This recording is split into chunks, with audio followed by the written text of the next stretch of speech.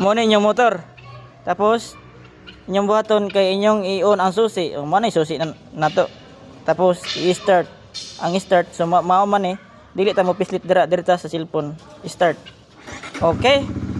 Okay. Nya ato ang palungon. Gamit gapon ang cellphone. Kung atong palungon ang susi diri mo magamit. So dili ta dira magamit diri ta sa cellphone. Palong. Matik. Gamit kayo ni siya mga boss.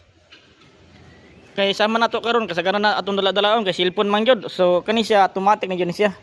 Pwede na gyud ni siya kanang wa dili na ka magdadalag susi ani. Cellphone na atong usbo na. I-on nimong ignition tapos i-start. Andar siya. Wa nang ka meters ani 100 meters abot kayo 100 meters abot kayo. Kaya niyang pandaron 100 meters. So mao na to mga boss sa ganahan mag-order.